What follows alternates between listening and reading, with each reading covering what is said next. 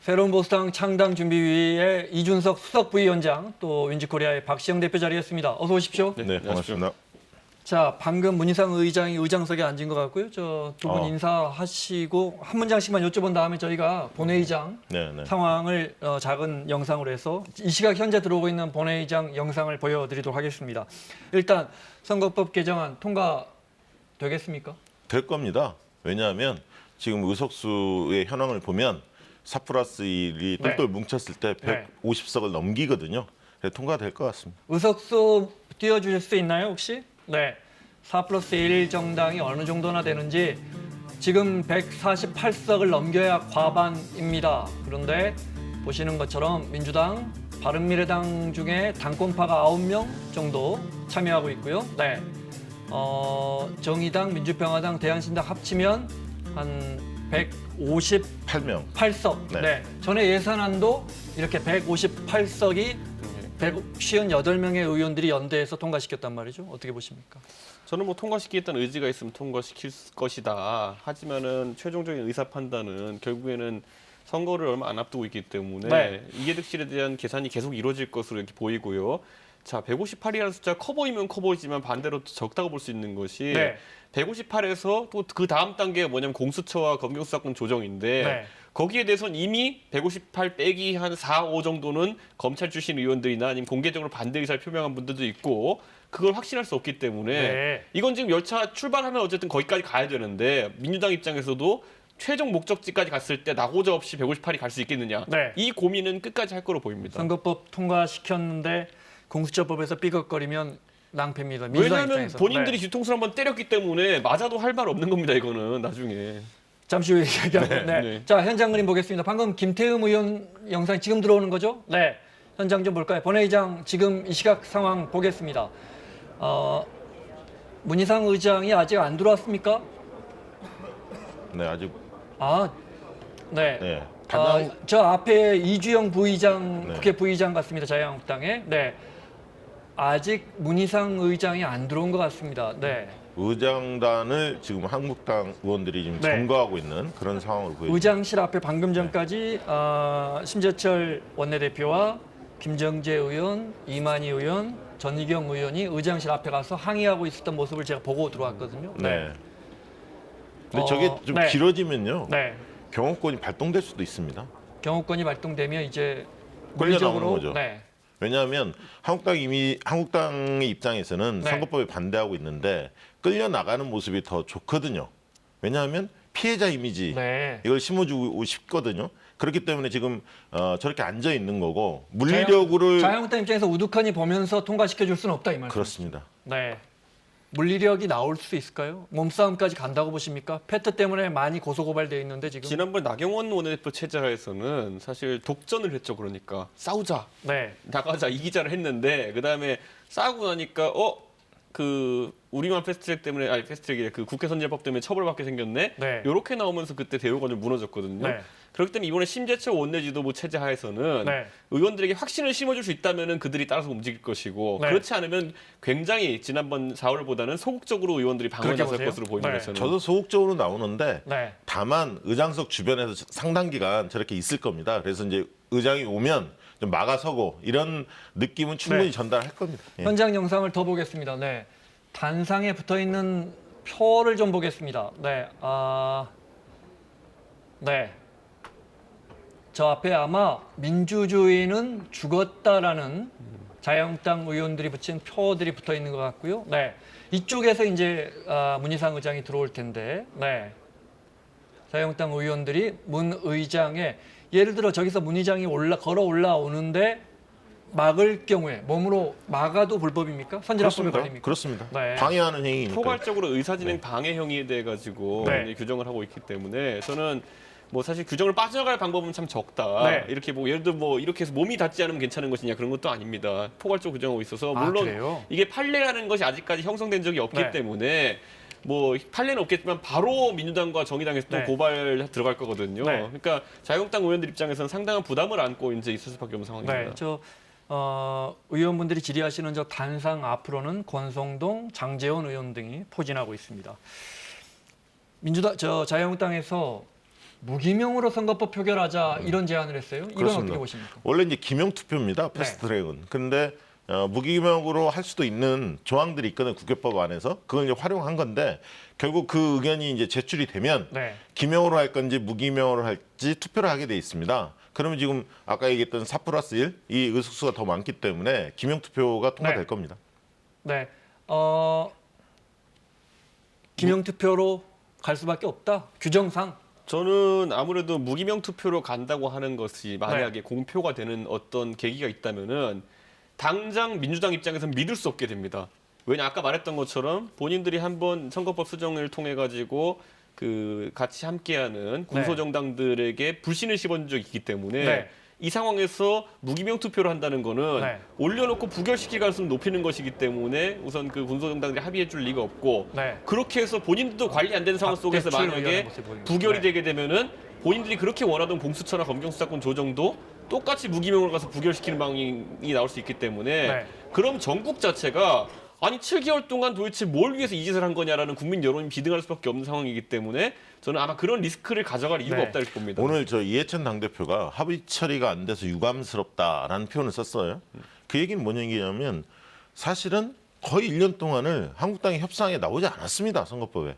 합의 처리하는 방식이 제일 모양새는 좋죠. 여야가. 그러나 이렇게 되는 원인에 저는 한 70~80% 이상은 한국당의 문제가 있다고 봅니다. 알겠습니다. 자, 오늘 선거법 처리하는 뭐랄까요? 뭐 선거법 처리 대첩 흐름도라고 저희가 자 표결 처리를 시도할 겁니다. 통과될지 안 될지는 잠시 후에 결정 날 것 같습니다. 그리고 나서 민생법안 자유한국당이 필리버스터를 필리버스터를 하지 않겠다고 한 민생법안 몇 가지가 있습니다. 특히 자유한국당이 발의한 법안들, 포항지진특별법 등 이런 법안들을 처리할 수 있을지 여야가 같이 아니면 선거법 표결 처리 여파로 저걸 처리할 만한 동력도 없고 갈등으로 치달을지는 모르겠습니다. 그리고 나서 임시국회 회기 결정을 해야 합니다. 왜 해야 하는지 설명을 해주시면요. 이번 임시국회는 2월달, 4월달 이런 식으로 정해진 임시국회가 아니기 때문에 회기를 늘 결정하게 돼 있는데 원래는 이제 관례적으로 보면 한 달 정도를 늘 하기 마련인데 지금은 이제 공수처 법안이라든가 검경수사권 조정, 유치원사법 이런 쟁점 법안에 대해 통과를 시켜야 하기 때문에 아마 월요일까지만 회기를 잡아주고 오늘 이제 공수처법까지 상정을 한 다음에 그 다음 31일 날 예를 들면 또다시 임시국회를 열어서 공수처법 표결 처리로 들어갈 것 같습니다. 그러니까 이제 또 4일짜리 국회가 열리는 겁니다. 이번에 3일짜리였고 그렇게 하면 이제 필리버스터는 월요일 저녁까지 가능하고 그렇습니다. 필리버스터 했던 공수처 법안은 바로 상정해서 처리할 수 있기 때문에 그러면 이 일정대로라면 오는 화요일 공수처법을 처리할 것 같습니다. 그렇죠. 그리고 그 저희가 알다시피 선거법은 하나의 단일 법안, 공직선거법이지만은 뒤에 사법개혁안이라고 하는 것은 3개의 법안이 결합된 그런 것이기 때문에 이 살라미를 3번 썰어야 됩니다. 그렇기 때문에 실질적으로는 뭐 끊임없이 그 살라미 국회가 이어진다 하더라도 최소 2주 정도의 시간이 걸릴 수밖에 없는 상황이고 그 기간 동안 필리버스터는 자유한국당이 계속 이어나갈 것으로 저는 보입니다. 근데 지금 필리버스터 효과가 별로 없어요, 사실은. 국민적인 관심이 별로 없고 찬반 토론이 같이 맞물리면서 과거처럼 국민적인 어떤 주목도 이런 게 별로 없는 것 같습니다. 사실은 여당도 하고 있어서 물론 이제 한 번 단상에 올라가면 서너 시간씩 하기 때문에 참여하는 의원님들은 뭐 10명, 20명도 안 되는데 마음은 다 지역구에 가 계신다 그래요. 그런데 이제 저기서 저걸 해야 하는 의원님들은 그것 때문에 힘들고 또 일부 의원님들은 좀 지켜봐 줘야 되잖아요. 그분들도 마음은 지역구에 가 있는데 아니 의원님들 이렇게 모습 비춰주면 다 빈자석이잖아요, 사실. 발언할 때. 그렇죠. 특히나 밤에도 해야 하기 때문에. 근데 잘 보시면 이런 게 있는 거예요. 그 처음에 첫 타자로 필리버스터를 진행했던 무전토론했던 주호영 의원 같은 경우에는 사실 바른정당에 탈당했다가 다시 복당하기도 했고 지난 공천 때는 그 공천을 못 받아서 무소속 출마했던 분이에요. 그런데 그 필리버스터를 하면서 논리정연하게 초기에 말하는 모습 보이면서 오히려 보수 진영 내에서 재평가를 하는 기류가 있었어요. 아니 저렇게 논리적으로 말도 조리케 하는 사람을 왜 잘랐었지 옛날에? 그리고 왜 우리가 지금까지 비난했었지? 뭐 이런 게 있기 때문에 본인이 만약에 선거를 앞두고 뭐 주호영 의원 같은 경우에는 지역구가 대구다 보니까 본선보다는 공천 자체가 더 중요한 지역구 아니겠습니까? 그런 의원들 위주로 실질적으로 필리버스터에서 공천에 영향을 줄 수 있는 부분도 있기 때문에 네. 당연히 저는 열심히 참여하는 사람이 나올 것이다 이렇게 봅니다. 하나만 말 나온 김에 하나만 여쭤볼게요. 황교안 대표의 성향 때문에 복당파, 주호영 의원 같은 복당파 의원들이 공천이 어려울 수도 있다라는 분석도 있잖아요. 주호영 의원이 4선인가 그러거든요. 네, 그렇습니다. 네, 맞습니다. 심지어 대구에서 주호영 의원이 공천을 못 받을 수도 있습니까? 그거는 뭐 전혀 모르는 상황이고 네. 지난번에 이미 한 번 못 받아서 아니, 저희처럼 잘 모르는 사람은 당연히 공천 받을 걸로 알고 있어요. 무소속으로 살아오신 경험이 있기 때문에 그런 이야기를 하더라고요. 공천으로 어려움을 한번 겪어본 분들 같은 경우에는 아무리 상황이 좋아도 최악을 상정하고 움직인다. 한국당이 제일 문제는 공천 룰에 대한 시스템이 없어요. 그러니까 늘 당대표 바뀔 때마다 당대표 눈치만 보는 거예요. 이게 문제입니다. 자, 아직도 문희상 의장이 의장석에 들어오지 못하고 있고요. 네, 아마도 여당 이인영 원내대표는 의장실에 있는 것 같은데, 네. 비례한국당 이야기 좀 하겠습니다. 물론 비례한국당이라는 이름은 지금 못 쓰게 된 것 같은데 편의를 돕기 위해서 자유한국당이 생각하는 자매정당, 위성정당을 비례한국당이라고 이름 지어서 여쭤보겠습니다. 간단히요. 네. 일단 비례한국당 진짜 등장할까요? 저는 뭐 계속 이제 언급은 하면서 네. 그 아까 말했듯이 여권에서의 법여권에서 이탈표를 이제 가속화시키는 용도로는 유효하지만은 실제로 창당하려 보면 여러 가지 현실적인 문제에 부딪힐 수밖에 없습니다. 뭐 김재원 의원이 언급한 것처럼 당원 5,000명 모으고 발기인 200명 모으고 이거는 결코 어려운 부분이 아닌데 다만 선거에 실제 돌입하게 되면 이런 부분이 있습니다. 예를 들어 30% 정도의 어쨌든 자유한국당이 갖고 있는 비례표 지난번 기준으로 그 정도 표를 어떻게 배분하느냐의 문제고 어떻게 나눠 갖느냐의 문제인데 결과를 거의 예측할 수가 없을 겁니다. 그 투표 성향이라는 것을 첫째로. 두 번째는 뭐냐면은 자, 예를 들어 인재 영입을 했다 치세요. 황교안 대표가 나가서 그 인재를 영입해야 됩니다. 예를 들어 박시영이라는 사람을 비례대표로 영입했어요. 왜 굳이 저를 그러니까 발생하지 않을 일이니까 제가 그냥 편하게 말하는 겁니다. 그렇게 했는데 그럼 박시영이라는 인재에게 물어볼 거 아닙니까? 당신은 그러면은 어쨌든 병립형으로 그 본진이라고 하는 본진 자유한국당에도 의석이 있고 비례대표 의석이 그다음에 이제 멀티라고 할 수 있는 거기도 보면 병립형 의석과 그 연동형 의석이 있는데 당신은 본진으로 가시겠습니까? 멀티로 가시겠습니까?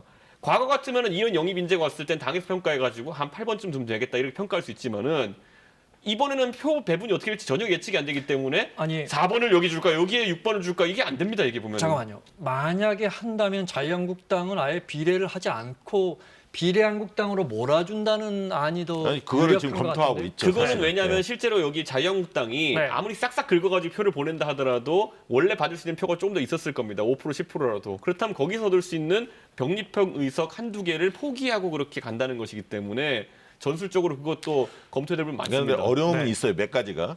왜냐하면 보수 정당들이 지금 그 군소 정당들이 반발합니다. 왜냐하면 우리공화당, 기독자유당 이런 데는 지역구는 한국당 찍고 비례는 우리를 달라. 노골적으로 얘기했었거든요. 그런데 당연히 반발이 나오죠. 하지만 지역구 의석수에서 지금 한국당이 굉장히 고전할 가능성이 높습니다. 정당 지도 워낙 안 좋기 때문에 최소한 총선에서 어느 정도까지 넘기려면 유혹을 계속 느낄 거예요. 여러 반발은 있지만 저는 비례한국당 시도할 거다. 그렇게 예측하고 있습니다. 네, 쉽지 않을 거다. 비례한국당 등장할 거다. 비례한국당을 만약에 만든다면 몇 석이나 더 추가로 확보할 수 있겠습니까? 저는 추가로. 그 표현이 이제 아까 말했던 그 결국에는 멀티에 있는 연동형 의석이 더해질 수 있는 의석인데 저는 멀티에 있는 연동 의석 중에 한 17석까지 확보할 수 있다는 시뮬레이션 정도가 합리적으로 보입니다. 저희 계산하고 비슷합니다. 그런데 제가 거기서 안타까운 건 뭐냐면은 항상 누락시키고 있는 게 뭐냐면은 그게 중도층의 표심에 영향을 미쳐가지고 수도권 격전지에서 얼마나 큰 손실을 가져올게 되느냐는 사실 측정이 불가능하고 측정을 시도한 바도 없습니다. 그렇기 때문에 자유한국당에도 이제 명민한 전략가들 같은 경우에는 이렇게 해가지고 아까 말했듯이 다른 보수 정당과의 연대의 틀이 깨진다든지 아니면 실질적으로 국민들이 보기에 저게 뭐하는 짓이냐 이래가지고 표가 어느 정도 떨어져가지고 수도권에서 박빙 선거가 다 지게 된다면은 이게 얻는 게 있다고 하기도 참 어려운 상황이 되는 겁니다. 그래서 이렇게 비례한국당을 만드는 신용만 하다가 결국 안 만들 것이다. 저는 그래도 만들 것 같습니다. 왜냐하면 그래도 몇 석, 어제 이혜훈 의원님은 그래도 몇 석이라도 구할 수 있기 때문에 더 할 수 있기 때문에 한다. 저도 시뮬레이션을 해봤는데 예를 들면 100%를 나눠준다. 다 몰아준다. 이러면 제가 계산으로는 21석이 나오더라고요. 그다음 한 50%를 나눠준다. 이러면 14석까지 나오더라고요. 그렇기 때문에 할 거다. 그거는 하나만 더요. 그러면 비례한국당이 만들어져서 뭐 기호 5번, 6번 받는다고 하죠. 그러려면 이제 의원님들 상당히 보내야 합니다. 그 현역 의원님들 보내야지 그 의석수에 따라 번호를 받으니까. 황교안 대표는 만약에 지역구로 안 나가고 비례로 번호를 받는다면 황교안 대표가 어느 쪽으로 가는 게 낫겠습니까? 저는요. 그 얘기는 황교안 대표한테 치명타가 될 겁니다. 왜냐하면 지금 이낙연 총리가 그런 얘기 하지 않습니까? 종로에서 한번 붙자. 황교안 이렇게 이야기 나오고 있는데 도망다니는 느낌을 준단 말이죠. 비례대표 얘기가 나오는 순간 그것도 한국당의 비례대표도 아니고 당대표가 비례한국당에 거기에서 비례대표를 한다? 이게 말이 안 되죠. 그러니까 이게 코미디죠, 코미디. 그게 당 대표가 자기 모든 권한을 내려놓고 멀티로 가서 공천 받는다는 것도 그 웃긴 것이고, 저는 이제 굳이 따지자면 아까 이제 그 시나리오 중에 하나가 의석을 상당 부분 옮겨가지고 기호 3번이나 4번 정도의 위치에 명부에 등장하게 하는 것이 하나의 뭐 선결 과제인데 그러면은 실제로 한 20명 가까이 옮겨야 됩니다. 그렇습니다. 근데 거기에 아이디어 차원에서 현역 나오는 것이 의원분들이 그 비례한국당으로 당적을 옮겨야 합니다. 그렇죠. 근데 그 비례의원을 이야기하는 경우도 있고, 근데 비례대표 의원들도 다들 내년 선거에서 나도 한번 뛰어보고 싶다 이런 분들인데 거기 가서 머릿수 채워라 이러면 갈 분들이 있겠느냐, 첫째고. 둘째로는 낙천자 언급되기도 해요. 공천 잘라가지고 기분도 나빠 죽겠는데 거기 가라 그러면은 이거는 뭐 유배 보내는 것도 아니고 더 기분 나쁠 겁니다. 자, 그럼 불출마하신 분들을 옮긴다는 얘기도 있는데 지금 대표적으로 불출마하신 분들 중에 김세현 의원이나 김영우 의원 이런 분들은 상당히 심기가 불편하세요. 그런데 거기 또 옮기라고 하는 게 과연 현실적인가? 그러다 보면은 이게 제가 봤을 때는 생각보다 넘어야 될 산이 많을 것이다 이런 생각을 하게 됩니다. 네. 알겠습니다. 이번에 아직 선거법이 통과 처리도 지금 시도를 못하고 있는데 민주당 등 4+1 정당들이 이번에 가려진 내용 중에 하나가 만 18세까지 선거 연령이 낮아지는 겁니다. 여야가 사실은 첨예하게 대립한 부분인데 뭐 연동형 비례제 한다면서 여권에서는 슬그머니 지금 이거 어떻게 보면 눈에 보이지 않은 큰 사실은 성과를 하나 얻는다고 할까요? 만 18세 이 선거 연령이나 이 문제는 진짜 한 1, 20년 된 겁니다. 논의 자체는 오래 있어 왔죠. 그리고 선거 개혁의 하나의 내용으로 늘 이야기했던 겁니다. 왜냐하면 만 18세면 군대 갑니다. 다 여러 가지 조건이 다 됨에도 불구하고 선거권만 없는 거거든요. OECD에서도 거의 우리나라 유일하다시피 합니다.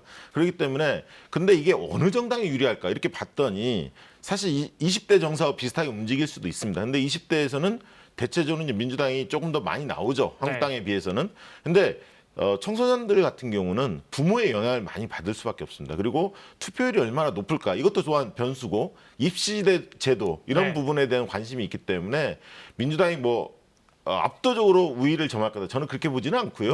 어느 정도 갈라갈 것 같습니다. 보통은 젊은 층들이 투표를 하면 진보 진영이 유리한데 이상하게 20대 지지율이 썩 그렇게 만족스럽지 못하는 상황인데 물론 이제 여기는 10대지만 추가로 들어오는 만 18살인데 고3 정도 되는 원래 여론조사 잡을 때 보면 19에서 29 이렇게 잡는 경우가 많을 정도로 하는데 사실 그 보수 정당이 지금까지 그러니까 우리 계단식 지지율이라고 보통 하죠. 나이가 젊을수록 진보 성향이 강하고 그리고 이제 나이가 많을수록 보수 성향이 강하던 시대는 사실상 과거의 이야기가 되어가고 있습니다. 역설적으로 보수 정당이 정치를 잘하고 또 기대치가 높을 때는 예를 들어 이명박 대통령이 당선됐던 선거나 아니면 18대 총선 같은 경우에는 20대에서도 상당한 득표를 얻었었어요. 그게 그 당시 이명박 대통령이 보수 이념을 약간 내려놓고 실용이나 아니면 중도를 많이 내세웠기 때문에 얻을 수 있는 결과였다면은 지금 보수 정당들이 겪고 있는 어려움이라는 거는 그만큼 이념이 극단화되어 가고 있고 그런 어떤 탄핵에 대한 찬반 정도로 보수의 지형을 좁혀버렸기 때문에 그런 것이거든요. 그러니까 저는 그거를 극복해 나가야 되는 게 보수 정당의 숙명인 것이지 그거 언젠가 계속 피하고 계단식 그 선거율을 받아들이게 되면요. 언젠가는 나이가 들어가지고 가장 자유한국당이나 아니면 보수정당의 지지층이 강한 그쪽이 나이가 들면 언젠가는 세대 교체가 계속 되고 이러면요 설 곳이 없어지는 상황이 발생할 수 있습니다. 그래서 젊은 분들이 연세 드시면서 보수화될 수도 있죠. 그리고요 제가 봤을 때는 지금 50대 저희가 이제 8년 전에 이제 박근혜 대통령이 대통령이 될 때만 하더라도 50대가 견고한 보수의 지지층이었다는 분석이 이제 있었는데 이미 50대 중반까지는 이미 민주당의 주 영역으로 넘어가고 있는 상황입니다. 그러니까 이게 과거와 같이 나이가 들수록 보수화된다가 어느 정도 작동할 수도 있겠지만은 지금의 50대 같은 경우에는 민주화를 겪으면서 본인의 가치관을 형성한 것도 있고 하기 때문에 나이가 가면서 따라 올라가는 세태가 지금 나오고 있기 때문에 네. 저는 20대나 30대의 그런 새로운 시장을 개척하지 않고는 절대 보수는 집권하는 수준까지 이르지 못할 것이다. 그건 투자를 해야죠, 지금부터. 그러니까 한국당보다 새로운 보수당이 더 많이 받을 가능성이 있습니다. 지금 만 18세만 놓고 본다면. 네. 그리고 이들이 유튜브를 많이 봅니다. 그러니까 보수 유튜버들이 활약이 굉장히 크지 않습니까? 네. 그러니까 이게 어떻게 움직일지는 쉽게 예상은 못하지만 네. 물론 그렇다고 해서 한국당이 민주당을 앞설 네. 가능성은 크지 않다고 봅니다. 다만 30대 이런 정사하고는 좀 다를 거다. 알겠습니다. 자, 저희 KBS가 총선 앞두고 국민들의 여론조사했습니다. 이번 총선 앞두고 첫 번째 거 하나 보겠습니다. 먼저 이번 총선에서 여당을 심판할 것이냐, 보수 야당을 심판할 것이냐, 정부 여당을 심판할 것이냐. 정부 여당 심판론은 반대가 54% 정도인데, 네. 보수 야당, 그러니까 자유한국당 등 보수 야당을 심판하겠다는 쪽은 찬성이 58%나 됐습니다. 그러니까 네. 이 얘기는 네. 대통령 지지도가 지금 양호하지 않습니까? 네. 그 대통령에 대한 신뢰가 상당히 높은 가운데 네. 한국당에 대한 비호감도가 굉장히 높아져 있거든요. 그러다 보니까 정권 심판론보다는 네. 한국당을 심판하자 이 정서가 강한 거고요. 결국은 국회가 최악이다. 결국 일 안 하고 때를 쓰고 있는 한국당에 대해서 국민들이 굉장히 질타를 하고 있다. 이렇게 네. 이해해야 할 것 같습니다. 그러니까 이게 사실 여론조사에서는 저희가 한 가지 문항에 대해서 찬반을 묻는 경우가 많기 때문에 국민들의 복잡한 이제 심경을 잘 풀어내지 못하는 경우가 있는데 정치 혐오증이 극대화된 상황 속에서는 지난 선거에서 마찬가지로 안철수 대표가 이끄는 국민의당이 약진했던 것처럼 지금 어떤 정계 개편의 변수나 아니면 뭐 판이 짜이는 상황에 따라 가지고 저런 어떤 단순한 양극화 지표가 아니라 새로운 세력의 출현을 기대하는 마음이 부상할 수도 있기 때문에 이런 것들은 다들 겸허하게 지켜봐야 되는 부분이 있습니다. 네. 총선 보면 네. 일반적으로 우리 국민들은 여당을 견제하는 표를 많이 여론조사보다는 막상 투표함을 열어보면 그런 경향을 보여왔기 때문에 뭐 4월 15일 날 어떤 결과가 나올지는 그렇습니다. 물론 여러 지켜봐야 변수도 하고요. 있고요. 네. 예. 다음 여론조사 결과 볼까요? 네. 눈여겨볼 만한 여론조사가 있습니다. 어느 당에 투표할 것이냐 했더니 민주당이 30%, 자유한국당이 18.3%인데 보십시오. 아직도 결정하지 못하고 있습니다. 그런데 중요한 건 지역구입니다. 그러니까 어느 후보가 나오느냐에 따라 나는 바뀔 수 있어 라는 게 거의 절반 가까이 되는 거죠. 지금 왼쪽에 지역구 여론조사를 보면 민주당을 찍겠다는 분들은 10명 중에 3명, 자유한국당 찍겠다는 분들은 10명 중에 2명 정도만 결정돼 있고 나머지 분들은 아직도 결정 안 하고 있습니다. 비례 의원들을 보면 그러니까 이제 지금 논란이 되고 있는 정당 투표를 보면 부동층이 좀 적긴 하지만 역시 여전히 10명 중에 4명은 난 어디 찍지 결정을 못하고 있어요. 그렇습니다. 이 정의당을 눈여겨봐야 하는데 정의당은 정당 투표가 정말 높습니다. 12% 나왔잖아요. 네. 저걸 100분율로 환산해 보십시오. 그럼 거의 18% 이상 될 겁니다. 네. 그래서 지금 각 정당별로 비례투표에 대한 시뮬레이션을 하고 있는데 지금 현재의 정당 지지율을 가지고 하면 안 됩니다. 비례투표를 가지고 해야 하는데 민주당 지지층의 한 20%는 정의당을 찍겠다. 전략적으로 그렇게 판단하고 있습니다. 왜냐하면 정의당에 대해서 호감도 가지고 있고 또 국정 안정을 위해서는 정의당이 오히려 원내 교섭단체로 정의당을 만드는 것이 문재인 대통령한테 더 도움이 된다. 이런 판단들을 하고 있는 거죠. 하나만요. 정당 투표 민주당이 많이 받아도 민주당이 지역구에서 100석 이상 약진하면 그렇습니다. 정당 투표 받아봤자 사표가 됩니다. 그죠? 그렇습니다. 그러면 6석 정도밖에 안 됩니다. 네. 그럼 민주당 입장에서는 혹시 선거하면서 저희 안 찍을 거면 정의당 주시는 게 이렇게 할 수는 없잖아요. 그래도. 그렇게는 못하지만 이심전심으로 판단하겠죠. 그렇기 때문에 정의당의 지지율이 더 올라갈 가능성도 있습니다. 20%에 육박할 수도 있는 뭘 좀 아는 이번에 바뀐 선거법 물론 아직 바뀔지 안 바뀔지 모르겠습니다. 아는 유권자라면 내가 민주당 지지하더라도 이게 사표가 될 가능성이 있으니까 정의당 찍자 이럴 수 있다. 그러니까 비례민주당 이런 얘기도 오고 하는데 비례 한국당이 나오니까 그러나 쉽지 않을 거라고 봅니다. 꼼수로 대응하기 어렵거든요. 결국은 뭐 정의당 그리고 이제 호남에 대한신당이나 이 호남당이 만들어질 가능성이 있는데 그런 정당도 그 표를 받기 위해서 민주당의 지역구는 민주당 찍더라도 비례해서 그런 표를 받기 위해서 뭔가 노력을 할 것 같고요. 또 안철수 대표가 등장할 수도 있습니다. 새로운 정당이. 그래서 상황을 좀 더 지켜봐야 할 것 같습니다. 이 의견 어떻게 보세요? 저는 이제 비례 투표라는 것에 대해서 이렇게 관심이 몰린 적이 지금까지 없었기 때문에 저는 유권자들이 개개인이 다양한 시뮬레이션을 할 것이다. 저는 이렇게 판단하고요. 특히 근데 보수 진영 유권자 같은 경우는 이렇게 표를 나눠서 투표하는 것에 대한 경험이 아주 적습니다. 굳이 따지자면은 지난번에 친박연대가 등장했을 때 박근혜 대통령을 지지했던 사람들이 분노에 의한 어떤 이런 분할 투표를 했던 적이 있지만은 그 이외에 어떤 정략적인 이해관계에서의 분할 투표는 해본 적이 없기 때문에 예를 들어 2012년이나 이럴 때 뭐 지역구는 민주당에, 비례는 그다음에 통진당에 이런 식의 분할 투표를 해본 유권자들에 비해 가지고는 상당히 좀 전략 투표 가능성이 떨어진다. 이런 것은 약간 약점으로 될 수 있을 것 같습니다. 네. 자, 표로도 보시고 지금 자막으로도 보신 것처럼 죄송합니다. 아직 우리 국민들은 정당 투표를 어디에 할지는 아직도 정하지 않은 분들이 아주 많습니다. 네. 홍준표 전 대표가 이번 기획조사 결과를 좀 볼까요? 개요. 저희가 이번 조사는 한국 리서치에 KBS가 의뢰했고요. 표본 크기는 2,000명. 무선 주로 휴대전화 통해서 92.7%가 응답해 주셨고요. 표본 오차는 95% 신뢰 수준에서 플러스 마이너스 2.2%포인트입니다. 응답률은 16.7%, 응답률이 16.7%면 상당히 높다. 이렇게 하시면 될 것 같습니다. 홍준표 대표가요.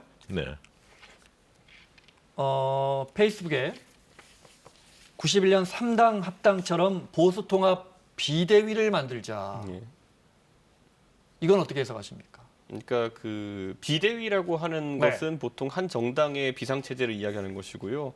3당 합당 비대위라고 하는 것은 사실 연대체를 만들자라는 것인데 저희 연대체라는 건 기본적으로 각자의 지분을 가지고 또는 각자의 가치를 가지고 이제 합쳐가지고 선거 승리를 획책하는 것인데 저는 지금 보수 지도자들이 나뉜 것이 가치나 이런 것을 기반으로 나뉘었다 아니면 지역 기반을 통해서 나뉘었다 이런 게 명징하게 구분이 되지 않습니다. 제가 봤을 때는 뭐 탄핵에 대한 찬반 정도 이런 것인데 이것은 상호 보완적 가치가 아닙니다.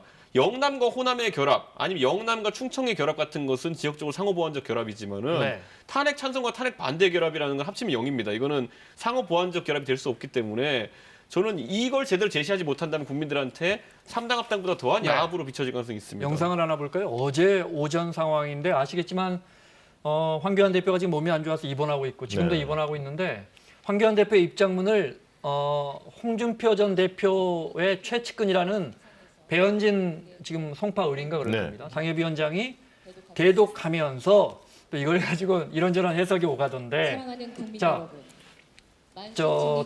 보수 대통합은 어렵더라도 선거연대 예를 들어 노원병은 자유한국당이 후보 내지 않고 이준석 후보를 낸다. 새로운 보수당에 이런 선거연대의 가능성은 어떻습니까? 저는 한국당이 자력으로 뭐 120석을 돌파할 수 있다. 이러면 선거연대를 안 할 수도 있겠지만 그게 아니라면 100석이 간당간당하다. 이러면 선거연대에 나설 수밖에 없고요. 지금은 자유한국당 고민이 과연 황교안 얼굴로 총선을 치를 수 있을까? 이게 고민입니다. 왜냐하면 며칠 전에 발표됐던 걸 보면 황교안 대표의 호감도 비호감도 조사해 보면 비호감도가 굉장히 높게 나타나고 있거든요. 그렇기 때문에 홍준표 대표 저희 얘기는 황교안 대표가 내려놔야 한다. 당대표를. 그래야 비대위 체계에 대해서 다양한 세력들을 함께 움직일 수 있다. 이런 이야기입니다. 근데 이게 지금 그게 굉장히 설마 죄송해요. 설마 그래서 비대위원장은 제가 할게요. 그거는 뜻은 아니겠죠. 그런 뜻은 아닐 것 같고. 홍준표 대표가 이분이 이제 2012년에 총선을 앞두고 본인이 대표에서 비대위에 쫓겨나는 경험을 한번 당하셨기 때문에 굉장히 이거에 대해 가지고 사실 확신을 가지고 계세요. 선거를 앞두고 지도자가 상당한 어떤 성과를 거두기 어려울 것 같은 경우에는 지도자를 축출하는 것이 어쨌든 관리화됐던 것이 이제 자유한국당 또는 새누리당이었거든요. 그래서 뭔가 그걸 혁신한다는 느낌이 있습니다. 그렇죠. 이걸 이제 해보려고 하는 것인데 그걸 만들어내기에 과거에 박근혜 비대위원장이 가졌던 동력과 지금의 홍준표 대표가 가진 동력이라는 것이 좀 차이가 나는 부분도 있고 저는 지금 그 누가 모이고 이런 문제보다도 보수 세력 같은 경우에는 국민들에게 아까 지지율이 낮게 나왔던 이유가 각인된 것이 한 손엔 태극기를 한 손엔 성경을 들고 있는 모습이에요. 근데 이 상황에서 과연 젊은 사람들이 좋아하는 힙합을 추구할 수 있겠느냐? 저는 어렵다 지금 이렇게 보는 것이기 때문에 단순히 누가 태극기를 2명이 든다 해가지고 나아지는 것이 아니라 방식의 전환이 좀 필요한 상황이 아닌가 싶습니다. 그래서 선거연대는 아니 연대를 제가 감히 젊은 사람을 말씀드리면요. 연대하고 다 물러나십시오. 진짜 그 정도로 말할 정도로까지 지금 상황에서는 보수의 이미지가 어쨌든 고착화돼 버린 것이 현실입니다. 지금. 저희 이번에 총선 인식 국민 여론조사에도 보면 보수 대통합이 필요하다는 의견이 무려 53.1%나 됩니다. 네. 그러니까 국민들은 사실은 이게 보수 지지하는 그 비율보다 훨씬 높습니다. 네, 중도층 네. 일부에서도 동의하는 부분이 있죠. 네. 너무 난립하고 있고 네. 그렇기 때문에 그리고 보수의 축이 무너져서 어떻게 보면 제가 볼 때는 이준석 최고가 얘기했던 대로 보수의 좀 전면적인 교체가 필요해요. 새로운 세력이 나타날 필요가 네. 있습니다. 알겠습니다. 저는 그래서 이 보수 대통합을 홍준표 대표 언급했을 때 본인이 나중에 겪게 될 대선 경쟁자들까지 다 언급해가지고 예를 들어 본인과 한교안 대표가 뭐 해보고 싶은 건지 아니면은 하다못해 지형을 넓혀서 본인이 중도라고 선언하고 있는 안철수 대표까지 끌어들일 수 있는 것인지 네. 이런 어떤 품의 차이에 대해 가지고 국민들이 상당히 다르게 받아들일 가능성이 있다. 그래서 저는 논의가 구체화되려면은 사실 어느 정도의 품을 그리고 있는지를 각 주자들이 밝혀야 된다. 이렇게 저는 봅니다. 알겠습니다. 지금까지 황교안 대표가 그리고 있는 품이라는 것은 아까 말했듯이 한 손은 태극기, 한 손에는 그 성경 이 두 가지 외엔 잘 보이지 않는 것이 현실이거든요. 근데 혁신 없이 통합만 한다고 시너지가 나오지 않습니다. 그건 뭐 이준석 최고가 네. 계속 이야기하는 거고요. 네. 국민 절반 이상이 저희 여론조사 결과를 보면 절반 이상이 보수가 대통합할 필요가 있다는데 안 되고 있는 이유를 아주 간단하게 여쭤보면요. 먼저 저는 아까 얘기했던 보수가 혁신하면 만날 수 있는 지점이 있습니다. 혁신하지 않기 때문에 그렇고 네. 황교안 대표가 우경화의 길을 걷고 있기 때문에 그 책임이 제일 크다.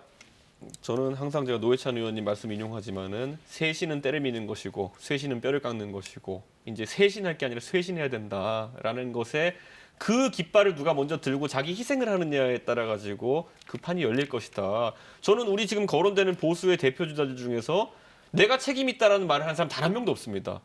그 손가락의 방향이 저는 상대편을 향하고 있거든요. 저는 그걸 거두고 다음 세대에게 내가 길을 이끌어주겠다 하는 사람이 나올 때 그때 아마 보수 통합의 길이 열리지 네. 않을까 싶습니다. 알겠습니다. 자, 지금까지 새로운 보수당 창당준비위의 이준석 수석 부위원장 그리고 윈지코리아의 박시영 대표와 함께했습니다. 수고하셨습니다. 네.